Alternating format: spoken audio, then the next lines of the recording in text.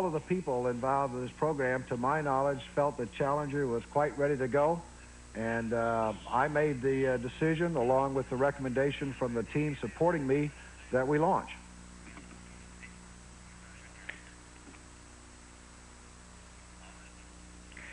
We're going to the Marshall Space Flight Center for a couple of questions. Martin Berkey with Huntsville Times. Can you tell me what this does to the schedule on down the line, including the launch at Vandenberg? No, I'm not prepared to do that. What I have done is basically suspend operations for a few days till we can sit down and assess this. And, you know, we're obviously not going to pick up any flight activity until we fully understand what the circumstances were relative to this morning's launch. So in the interim, near-term time, we basically suspended operations until we get a handle on what our problems were this morning. Nick Miller, WAFF Television in Huntsville. What part will Marshall Space Flight Center play in the investigation, since the propulsion system was the responsibility of the Space Flight Center here? Well, they obviously have to play a very strong role in the investigating what happened this morning. As you know, the Space Shuttle program is built around a team effort, not only involving the Marshall Center, but also the Kennedy Space Center and the Johnson Space Center.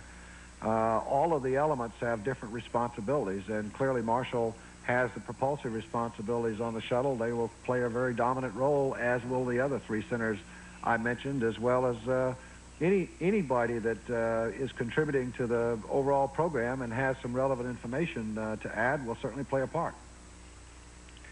Okay, we're moving to Washington for questions from NASA headquarters.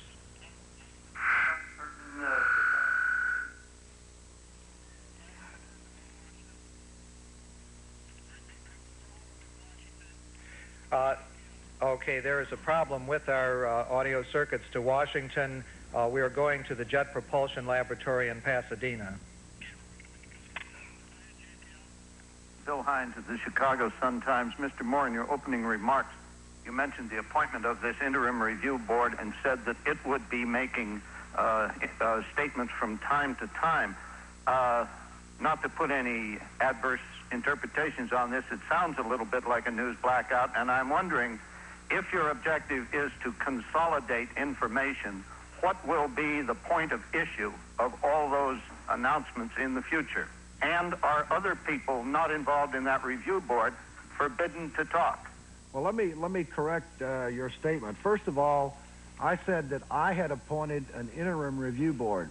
That interim review board is composed of the senior members of the NASA team here to take immediate actions on impounding data. The acting administrator is expected to appoint a formal review board very shortly, and it will be left up to that review board in order to determine its progress reports in terms of their findings. What we have done here today is to move very quickly so that all relevant data could be impounded and all actions that are needed to be taken in order to preserve as much information as we can on the circumstances of this morning can be preserved. And that's the nature of the work that I've implemented today, and I expect a formal board to be established very, very shortly, within the next day or so, by the acting administrator.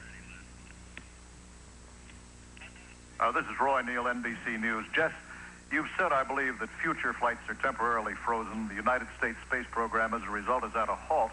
Now, based on your experience, how long would you estimate that this investigation will take? 6 months, a year, before you get back in business? Roy, it is, as you know, it is very difficult to estimate that time. It's going to be a function of what the board finds were the difficulties today and what corrective actions have to be taken before we feel confident and feel safe to fly again. And I clearly am not in a position to speculate today the length of time involved in making that determination. It will be done just as quickly as we possibly can, but also as prudently as we possibly can and as thoroughly as we possibly can. One more question from JPL. Bill Hines again. I've got to follow up on that first question of mine. I understand now that there will be announcements made after the permanent board is appointed. Is that correct? There will be an announcement, I'm sure, of the members of the permanent board, yes. I believe that will be correct, and then I think that board will determine its rate of reporting based on the progress of its findings. Okay, we're going next to the Washington NASA headquarters. Are there any indications of sabotage or attack on the shuttle? I can't hear it. I'm sorry, we didn't read that question. And while they're repairing that circuit to Washington, we'll go to the Goddard Space Flight Center in Maryland. Mark Weaver, WBAL Radio in Baltimore. Has this raised any questions about how reliable the space shuttle is? Might there just be too many things that could go wrong with a vessel this complicated? Well, that question, I'm sure, will be asked, and I don't want to speculate on that at this point in time. That's certainly a logical question for somebody to ask. Ken Gerald from WDVM in Washington. Were there any unusual weather conditions aloft or any unusual weather conditions during the launch? None that we observed that I recall. We did put up some weather balloons early this morning. We did look at load conditions as we normally do, and the winds aloft looked good. We didn't have any exceedances as far as our load indicators are concerned, to my knowledge, and we thought everything was in good shape for a launch this morning. Mr. Moore, I.J. Hudson from WRC-TV. Has it become a problem that you have been too good in the past, that the American people have seen flawlessly perform missions on TV almost routinely, and that something like this happens all of a sudden, it hits home even harder? Well, I don't know how to answer your question specifically. We always strive in every flight that we perform to be as reliable and as safe as we possibly can, and to do everything that we can to ensure that the vehicle and the systems are all ready to fly. Flight safety is our #1 priority in the Space Shuttle program. And certainly when you see an event like this morning, we are going to have to do a very detailed assessment of the set of circumstances to try to understand what occurred, and we will then in turn assess the impacts from that to determine where we go in the future. I think you should hear it over the speaker. Okay, back here at the Kennedy Space Center, we only have time for a couple more questions. Jay Barbary from NBC News in the front row here. Jess, I would like to know if you know what happened to Challenger. Can we assume that it was consumed in the explosion? And can you tell us specifically what you know now that the recovery crew has recovered in the impact area? I have not gotten a briefing, Jay, on what the recovery team has found at this point in time. And I have basically looked at the NASA select photos and so forth that you did, and all I can say is that it appeared from those photos that there was an explosion. And that's about all I can say at this point in time. Okay, we have time for only one more question, and James Fisher from the Orlando Sentinel has had his hand up a long time. Jess, I realize this is a rather forward-thinking question, but what is the situation with the Rockwell plant about the possibility for ordering another shuttle? Has the assembly line been shut down? What's the situation with that? Well, as we've discussed in the past, we are manufacturing structural spares for an orbiter system, and that manufacturing process is continuing. We are also buying spares for the current fleet that we have, and there is a production capability there if and when it's decided that that's the next step we want to do, is to move forward and do that. So I think the bottom line answer to your question is yes, that is a possibility, that we could implement a production capability for another orbiter if that were decided to be the thing to do. Okay, I'm sorry to have to wind this up now. Mr. Moore has to get back immediately. As you know, he's been here since very early in the morning, and there's much to be done. Thank you all. Thank you. That's the news conference from the Kennedy Space Center in Cape Canaveral, Florida, where we heard Jess Moore with the first definitive, although not wide-ranging, reaction of NASA to what happened today. At about 1 minute and 30 seconds, as he indicated, after liftoff of the Space Shuttle Challenger, it blew up. He would not speculate at all on what may have happened. He would not even say whether he believed that the shuttle itself, that is the aircraft, the space aircraft, was consumed in the explosion or whether it went down intact. And then we believe if it did that, in fact, it would have broken up when it hit the water. He would not even comment on that. He did say that all tapes All notes, all reactions now have been impounded. There will be a full investigation. And he says, I regret, I have to report that there is no evidence that any member of the crew survived this explosion. And as we have been looking at this gigantic fireball all day long, there is no indication that anyone could have survived that no ejection system could have permitted any kind of an escape to safety on the part of the 7 people on board, including Christa Mcauliffe. Here once again is the stop action. That is the shuttle itself on the bottom part, as you can see. The solid rocket booster is the white one atop that, and then the big external tank seems to just come apart, as you can see. And as the fire races through it, it triggers this enormous explosion. It's the dark area between the 2 white areas that we're looking at. That's the external tank, although it's not well defined in this picture. This is it in slow motion. You see where that begins to break up there?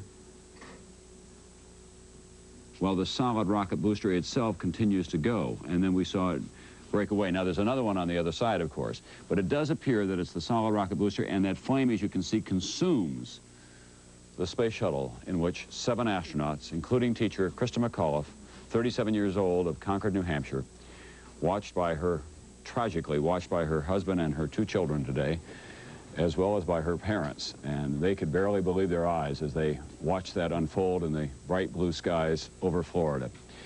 It was a tragic end to what everyone had hoped would be a triumphant flight for this young school teacher and her 6 associates, who were all veteran members of the astronaut program. To bring you up to date, in about 9 minutes, we expect to hear from President Reagan speaking directly to the nation from the Oval Office. All other official business today in this nation's capital, as you might expect, has been set aside. The president was scheduled to address a joint session of Congress tonight, a brief thematic speech of what he hoped for the next year. That now has been postponed at least a week until next Tuesday night is the current schedule. The president will speak to us at 5 o'clock in 9 minutes Eastern time from the White House tonight. And then we'll have a brief pause after that, and we'll go on with our business of covering this story.